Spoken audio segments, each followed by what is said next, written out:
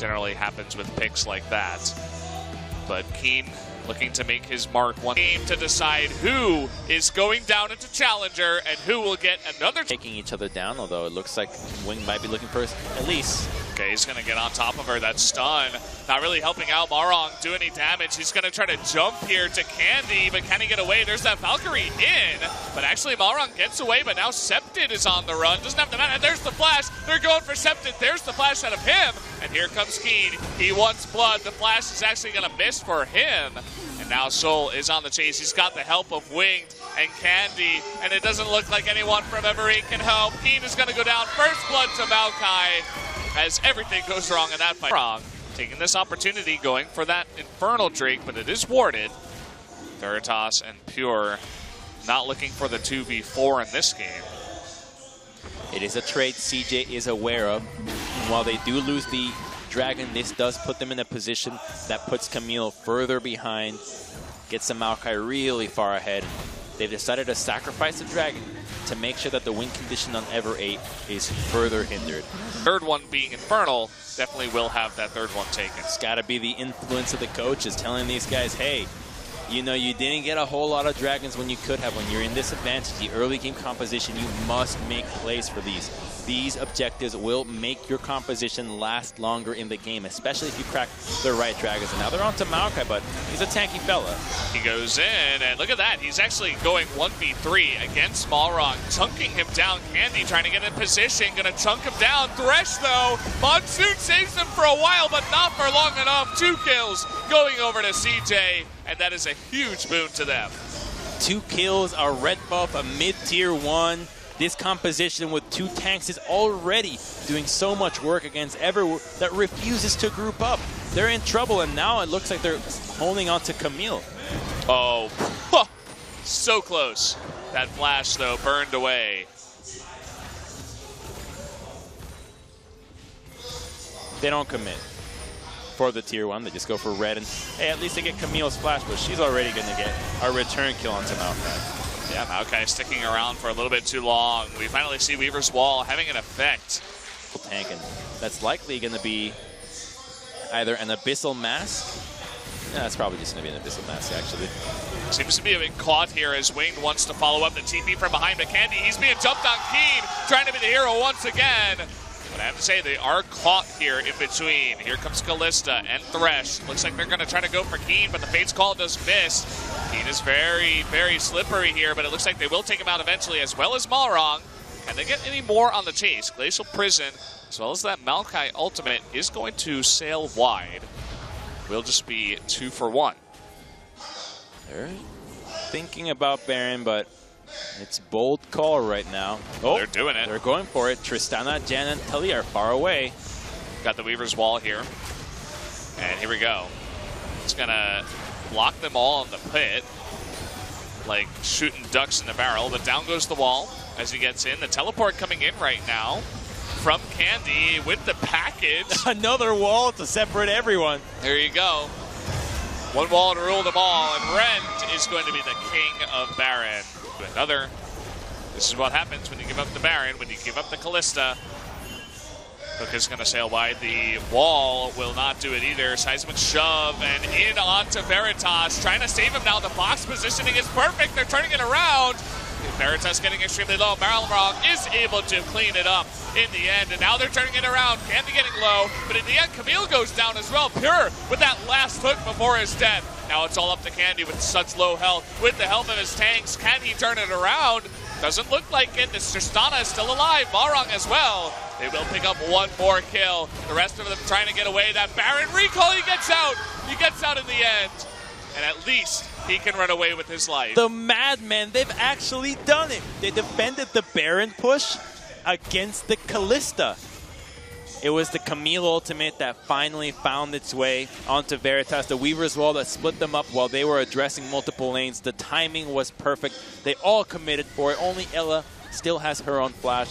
And overall, this is exactly what they needed. But they're fighting for Rift for the Dragon. Oh, this and that smite. Winged is going to come in as a hero, taking away the double Infernal. Even if he goes down, they will steal that very important Infernal dealt. It's been there the whole day. Just wanted to point that out. If I was French, I would say it in a French accent. Ooh, it stopped him. Okay, he's got the package. Look at how slow Keen is. He's going to eat that ult, and down he will go. And now Septid's all alone on the back foot. Will he have enough damage to lay this out? This is a very broken fight in the backside. Malrang will be taken out. So will Septid. And that is, all of a sudden, 3 kills that Ever8 give away. Everything that they fought for so hard, they gave away in one single maneuver.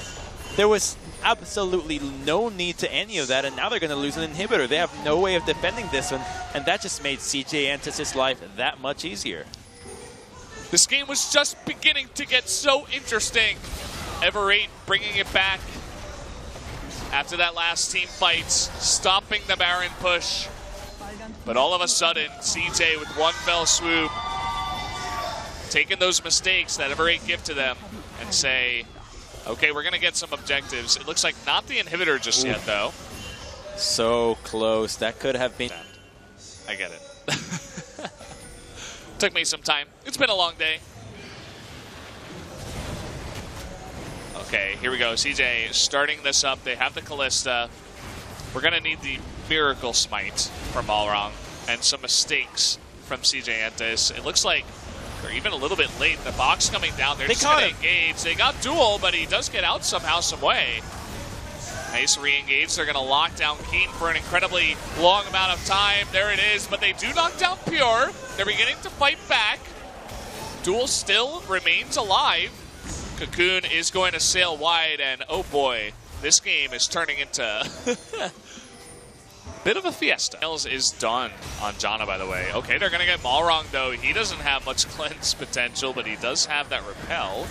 Down he does come. Will be forced to flash the wall. The teleport is coming in, though, from the side of Keen. Let's see if they can re-engage. They're not going to go for it. Pure going in, trying to play onto Duel, but he is very safe. Will Keen go for the re-engage? Doesn't look like he's confident enough to go all at once. CJ still waiting in the wings. Oh, they get Janna here.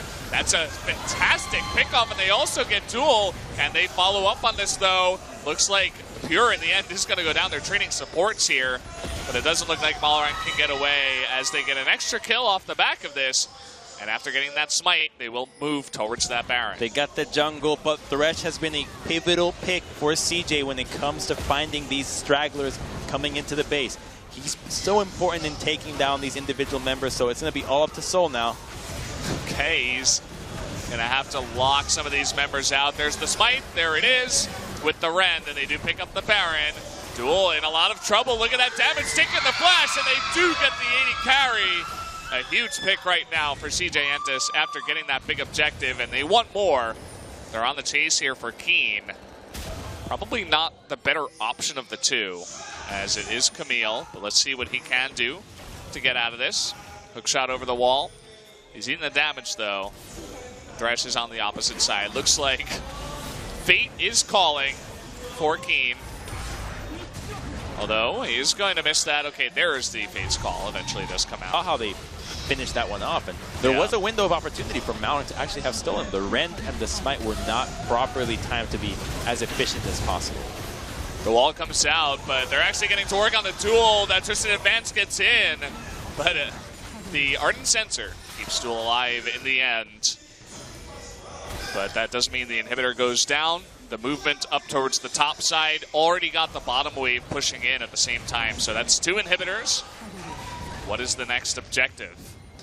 And then move from there. But Veritas, he has really impressed so far. You know, we don't get too much chance unless we're watching Challenger to watch this guy play, but his mechanics on AD carries have been top-notch.